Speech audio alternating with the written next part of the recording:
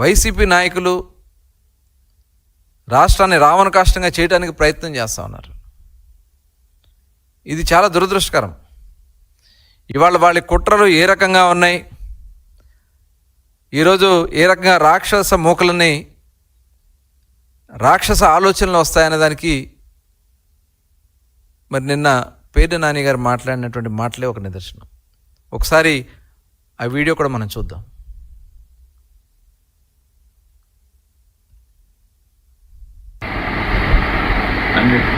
సరే, ఇప్పుడు గుడివాడలో జడ్పీ చైర్పర్సన్ ఇష్యూ, దాని ఏదో స్టేట్ వైడ్ ఇష్యూ కింద బీసీ లేడీ మీద అటాక్ చేశారు. తెలుగుదేశం ఎమ్మెల్యే గోండాలో ఎమ్మెల్యే డైరెక్షన్ పైనుంచి లోకేష్ డైరెక్షన్ కొంచెం గట్టిగా స్టేట్ వైడ్గా అందరితో మాట్లాడించి కొద్దిగా చేస్తే బాగుంటుంది. బీసీ లేడీ గౌడ క్యాస్ట్ కొద్దిగా దాన్ని అందరితో లౌడ్గా పెట్టుకుని టేకప్ చేస్తే బాగుంటుంది. ఇది లీడర్ చెప్తే కానీ మనోళ్ళు గట్టిగా రాలేదు.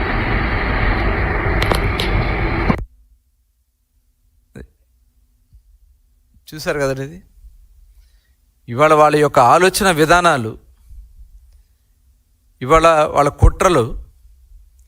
ఎందుకంటే ఆ నాయకుడే ఒక దుర్మార్గమైనటువంటి ఆలోచన ఉన్నటువంటి వ్యక్తి.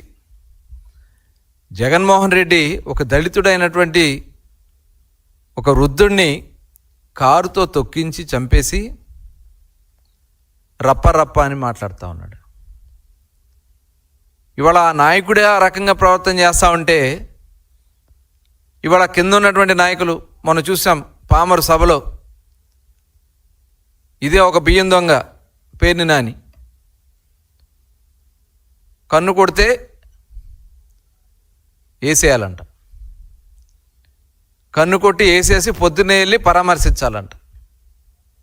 అసలు ఏంటి, ఎక్కడ పోతా ఉంది రాష్ట్రం? ఏమైపోతుంది వీళ్ళ ఆలోచన విధానాలు?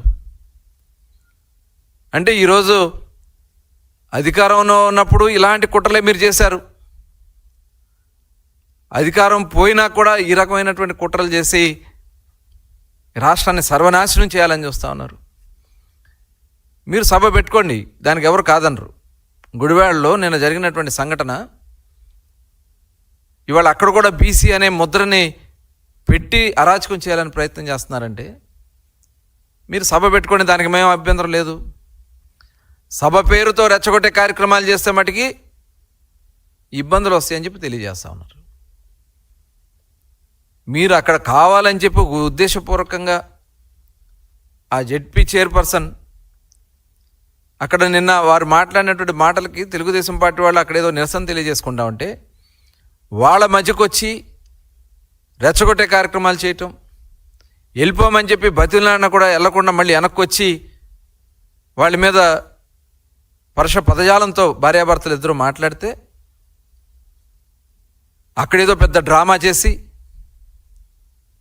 ఇంకా మహానటుల్ని మించి నటిస్తూ ఉన్నారు. మహానటులు నిజంగా చూస్తూ ఉంటే సిగ్గు అనిపిస్తూ ఉంది. అసలు వీళ్ళు ప్రవర్తన చూస్తూ ఉంటే సభ్య సమాజం సిగ్గుపడతా ఉంది. దీనికి మళ్ళీ బీసీ కార్డు. అసలు మీరు మనుషులేనా? అన్నం తింటున్నారా మీరు? అసలు మానవత్వం ఉందా మీకు? ఒక ఆడబిడ్డవై ఉండి నువ్వు ఈ రకమైనటువంటి ప్రవర్తనలు చేయటం మీకు ఎంతవరకు సమంజసం? నేను చూశాను గతంలో కూడా జడ్పీ సమావేశాలకు వెళ్ళినప్పుడు కూడా రెచ్చగొట్టే కార్యక్రమాలు చేస్తారు వీళ్ళు. వాళ్ళ ప్రవర్తన ఆలోచన విధానాలు ఏ రకంగా ఉన్నాయనే దానికి నిన్న వాళ్ళు వీడియోలు మొత్తం కనబడుతున్నాయి. వాళ్ళు ఏ రకంగా ఎంత దారుణంగా బూతులు తిడతా ఉన్నారు. ఆడ మనిషి అయ్యండి కూడా మీరు ఆ రకంగా బూతులు తిట్టి రెచ్చగొట్టే కార్యక్రమాలు చేయటం, ఇది నిజంగా చాలా చాలా సిగ్గుచేటు. నిజంగా కృష్ణా జిల్లా జడ్పీ చైర్పర్సన్గా ఆ మహాతల్లి ఈ రకమైనటువంటి రెచ్చగొట్టే కార్యక్రమాలు చేసి ఇవాళ అక్కడ తిరగబడితే దాన్ని తెలుగుదేశం పార్టీకి, తెలుగుదేశం పార్టీ నాయకత్వానికి ఇవాళ పేర్ని నాని గారు మాట్లాడుతున్నాడు, లోకేష్ గారు చెప్పారని చెప్పాలట అని ఆ నాయకుడితో చెప్పి రాష్ట్రం అంతా బొగ్గుమనిపించాలంట. అసలు ఏంటి వీళ్ళ ఆలోచన విధానాలు? ఇవాళ మీరు బుక్ అయిపోతున్నారు. అది గుర్తుపెట్టుకోండి. మీరు చేసినటువంటి కార్యక్రమాల వల్ల 151 నుంచి 11కు పడిపోయారు. ఇలాంటి కుట్రలు చేసే మీరు దుర్మార్గమైనటువంటి ఆలోచనలు చేసే 151 నుంచి 11కు పడిపోయినటువంటి మీ పరిస్థితులు రేపు రాష్ట్రంలో మీ జాడ కూడా లేకుండా పోతుంది. దాంట్లో ఎటువంటి అనుమానం లేదు. అది గుర్తుపెట్టుకోండి.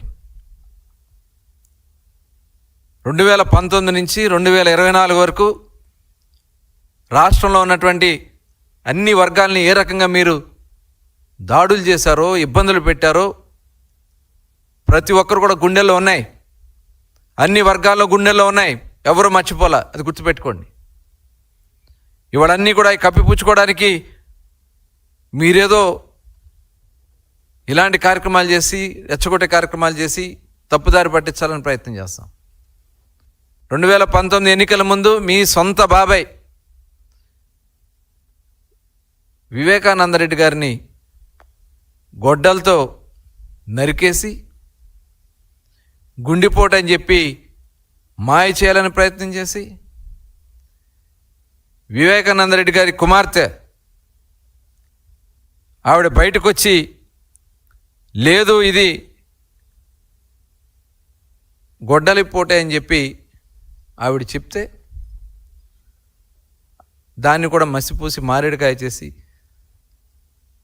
ఆ గొడ్డలి ఏదైతే మీరు హత్య చేసి దాన్ని ఎన్నికల్లో వాడుకుని, ఎన్నికల ప్రచారాల్లో వాడుకుని మా తాతని చంపేశారు, మా నాన్నని చంపేశారు, మా బాబాయిని చంపేశారని చెప్పి ముసల కన్నీరు కార్చి హత్య చేసింది మీరు, హత్య చేయించింది మీరు, ఆ హత్యని చంద్రబాబు నాయుడు గారి మీద తొయ్యాలని ప్రయత్నించింది మీరు, ఆ హత్యని గుండెపోటుగా మార్చాలని ప్రయత్నం చేసింది మీరు.